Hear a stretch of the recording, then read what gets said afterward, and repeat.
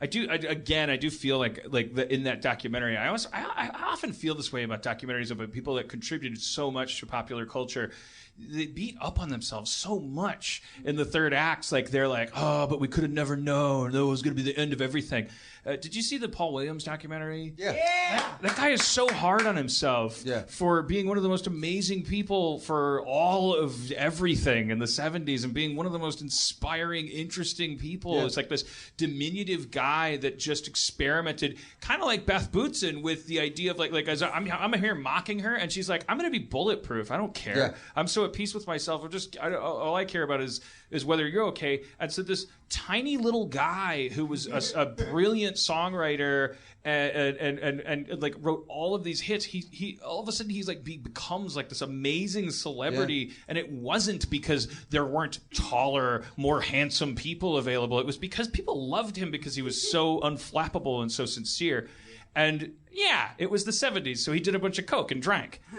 And the documentary kind of follows him looking back on those days. And in the end of it, I felt like I had to tweet him and go like, you're too hard on yourself, man. It's like, so what? You rubbed your nose during the Dick Cavett show. Like, what the fuck? Like, you were great. Like this, and he wrote back like, yeah, but I have to find peace and grace and all this stuff. And it's just like, no, be drunk again with me. No. I don't know what it's like. You don't want to fuck with that shit. But I feel like people are too hard on themselves in these documentaries where it's like, yeah, we did this thing, and then.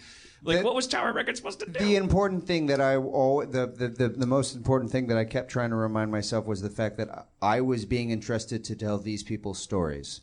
And so when I see things and when I see documentaries and people are being too hard on themselves, I go, no, they should be hard on themselves because it was their lives.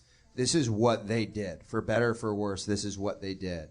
And a lot of times, especially when you get into these scenarios where documentaries are talking about people that dedicated their lives to something, they will spend the rest of their lives wondering what they could have done differently.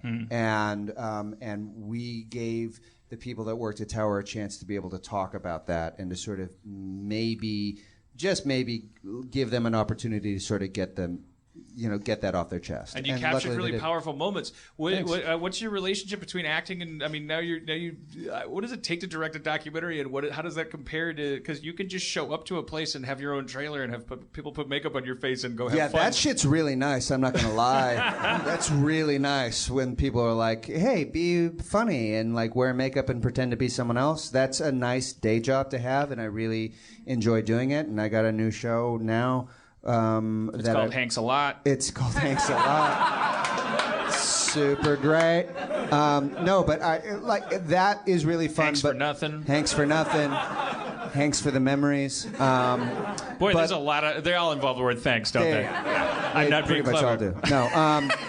But like with the documentary thing, it was really something that I started doing because I wasn't working, because I couldn't find any acting work, and I'm not a writer. I don't pretend to be a writer. A lot of actors do. Ouch. Oh wait. But no, basically it was a chance for me to do something else creative, and I needed some sort of outlet, and so this doc proved to be it. And since I started making it, I've done a couple of other ones, and I'm not pretending to be a documentary filmmaker. This was just one story that I really wanted to tell, and I was lucky enough to hustle. Well, you did swell at it, yeah. We see it on Friday, and then And we can talk for the next 3 hours about certain what it is like that a lot very. He finished his shit. We can play a game. Let's do that. I want to bring you back, and I want to talk about like this one aspect of your life that you share with a very, very, very tiny minority of people, which is a legacy and how you deal with like that concept of working of establishing. We talking about identity. Keaton? Are we talking about Michael? We're talking about your uncle Michael Keaton, yeah, and but it's a totally different podcast. And we can talk about that or not talk about that, but I hope you come back because you're a lovely, wonderful person that I really like hanging out with. I appreciate that.